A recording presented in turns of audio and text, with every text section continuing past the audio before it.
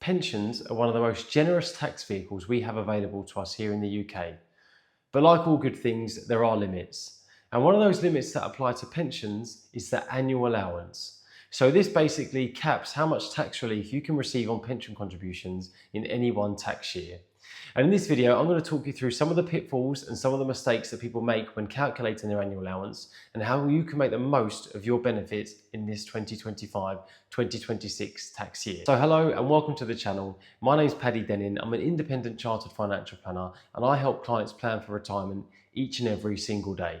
So if you're new here, hit the subscribe button, press the like button, it takes 2 seconds and it really helps the channel. So what is the annual allowance? In this context, we're only going to consider the annual allowance as far as it matters with defined contribution pension schemes. Now, as a reminder, there are 2 types of pension scheme in the UK, a defined contribution and a defined benefit in the main. And whilst contributions in a defined benefit scheme do count towards the annual allowance, the calculations are slightly different from how they are for a defined contribution scheme, so we're not going to muddy the waters with that in this video. So to start with, the annual allowance is a limit on how much you can put into a pension and receive tax relief in any one tax year. In the 2025 tax year, the limit is £60,000. This is up £20,000 from a few tax years ago where the contribution limit was £40,000. If you've got £60,000 cash to hand, can you just go and put that all straight into a pension? Well, unfortunately, no. There are some limitations.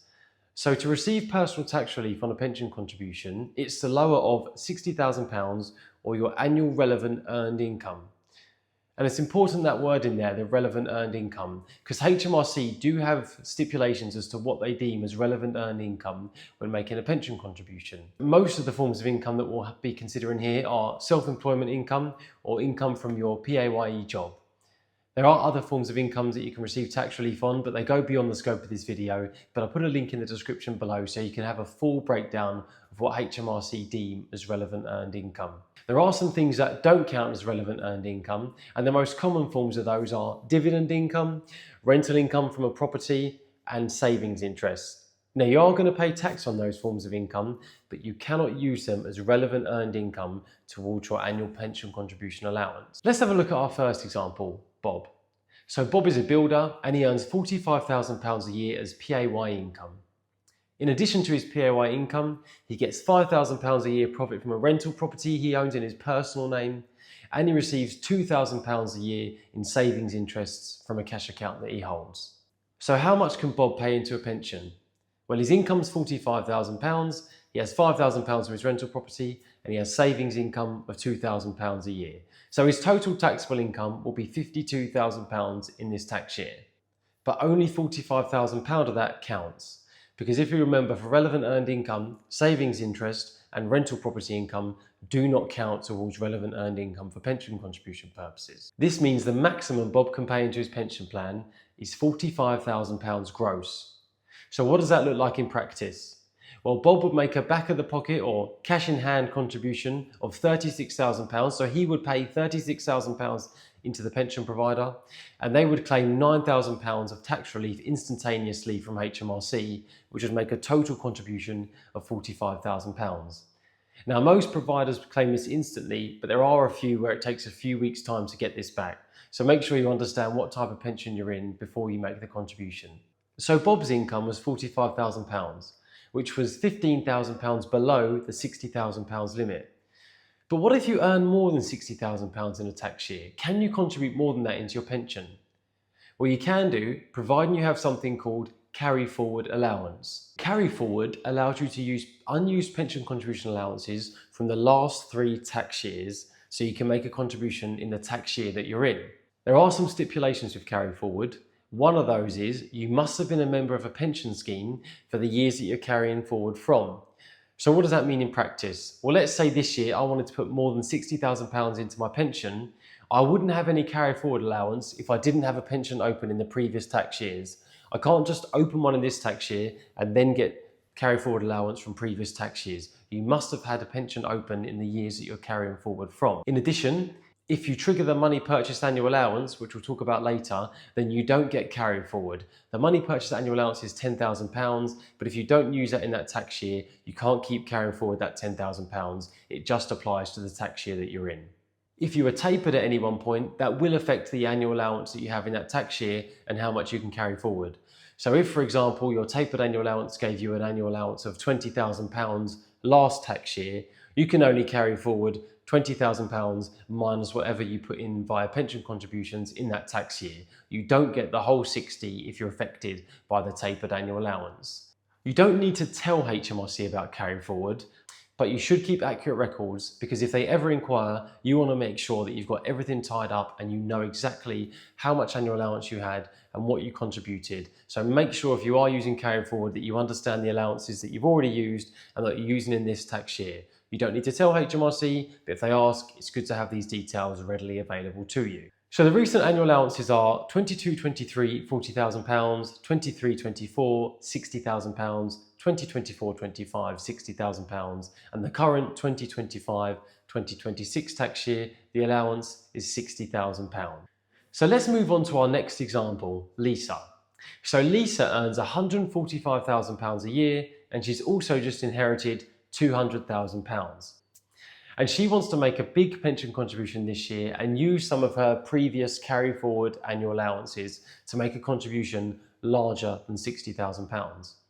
And the good news is Lisa can do this. Why? Because if we remember, her relevant earned income is £145,000 and the annual allowance is £60,000. So as long as she has some carry forward available, she can contribute £145,000 in this tax year.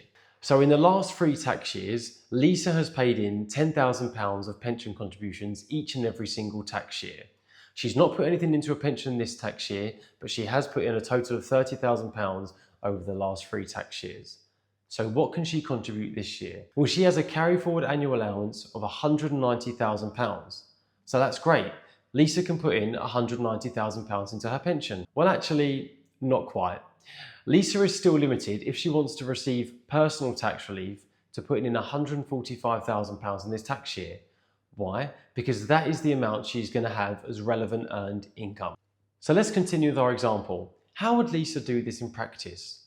Well, the way carry forward annual allowance works is you use this year's allowance first, and then you go back to the farthest year, and then you work your way towards the tax year that we're in now. So in this example, Lisa would use her annual allowance from the 2025-2026 tax year, and then she'd go back to 2022-23, 23-24, 24-25, and that would arrive at this tax year. How would that work? Well, Lisa would pay in £116,000 into a pension. She would receive a relief at source tax relief of £29,000 from HMRC. So £145,000 would have gone into a pension. And then the remainder of tax relief, she would have to contact HMRC to get, because of course she's got 20% tax relief on the way in, but she would be owed some more tax relief because she is an additional rate taxpayer in the 2025-2026 tax year.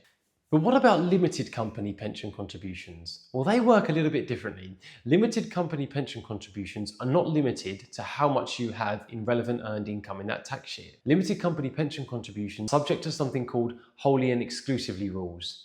And it's a little bit muddy, this. It's not exactly clear what HMRC mean, but you can really think about it is it reasonable for you to be making that pension contribution? Is it commercially reasonable? And again, really, before you make a big contribution, you should double check this with your accountant and get it signed off by them. But there are no hard and fast rules. Let's go back to Lisa to help demonstrate this point. Not only does Lisa have £145,000 of gross salary, she's inherited £200,000, but she also runs a limited company that is making multiple hundreds of thousands of pounds a year in profit. So that begs the question, is Lisa single? No, that's not the question. The question is, can Lisa put more than £145,000 in? Well, the short answer is yes, she can. Why? Because while she can only put £145,000 in a tax year and receive personal tax relief, her remaining annual allowance was £190,000. So Lisa could put in £145,000 personally, and then she would put in £45,000 from her limited company, and that would give her a total contribution of £190,000 in that tax year. And the way tax relief would work on the employer contribution is that would be deducted from her taxable profits, and she would save corporation tax inside her limited company. If Lisa put more than £45,000 in from a limited company and went over her annual allowance, then whilst that contribution wasn't made by her, it still does count towards her annual allowance, so she would be liable for a tax charge on the excess above her annual contribution allowance. The next thing is the tapered annual allowance, and it's a bit complicated, but in short, for every £2 that your adjusted income exceeds £260,000, then you lose your pension contribution allowance by £1. So once your income goes up to £360,000, your adjusted income that is, then you will have a £10,000 annual contribution allowance. So there's going to be very few people that are in this situation, but if you are, I'd make sure that you seek advice or do very thorough research to ensure that you don't breach these rules. There have been instances where people have been earning this salary for a number of years and they didn't even know that they were over the tapered annual allowance. And it is your responsibility to know this, so make sure you're on top of your numbers. But what can you do in this situation? Well, very little really. You can ask your employer to, instead of paying you pension contributions, give you a cash payment instead. It'd still be taxable salary when I say cash payment, but it just means rather than having employer pension contributions, they might exchange it for extra salary or something like that, but not all employers are accommodating with this. You might want to have a think about your own income trajectory if you are in this position. There are people such as law firm partners, people who work in the city who know that their income's going to go on a very quick trajectory. So it might be if you're in that sort of £100,000 to £200,000 salary level and you know your income's going to start increasing, if you have the spare funds available, it might be worth making some pension contributions now so you can use some of your allowance before you get tapered to that £10,000 allowance. But what about people with no income? Well, HMRC have put a provision in, well, if you have no relevant income in any tax year, you can still put in £2,880 into a pension and receive £720 of tax relief if it's a personal contribution, giving you a total contribution of £3,600. And this is still a very valuable planning tool, so it's not to be overlooked. And then lastly, the Money Purchase Annual Allowance. So this is triggered when you take flexible income from your pension, so taxable income from your pension schemes. It's not triggered by taking an annuity. It is from investment-linked annuities, but barely anybody has them anymore. But if you buy an annuity, you don't trigger this. If you take your tax-free cash and no taxable income, you don't trigger this.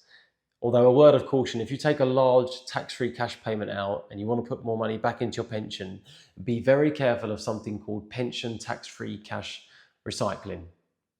So with the Money Purchase Annual Allowance, it's only triggered from the date that you start taking taxable income from your pension and not for the whole tax year. So let's say, for example, the date today is 15th of December 2025. If someone decided to start taking taxable income from their pension tomorrow, their Money Purchase Annual Allowance would start from tomorrow for the rest of the tax year and then be £10,000 for the tax years that continue on. But they wouldn't have triggered their Money Purchase Annual Allowance for the months before. So your Money Purchase Annual Allowance only starts from the day that you take flexible taxable income from your pension plan. And you can't carry forward this. So if you don't use that £10,000 Money Purchase Annual Allowance, it's use it or lose it, unfortunately. Hopefully that video has given you a bit more of an insight into how the annual allowance works. If you have any questions or would like me to do a video on any other topics, please just drop it in the comments below and I'll make a video for you.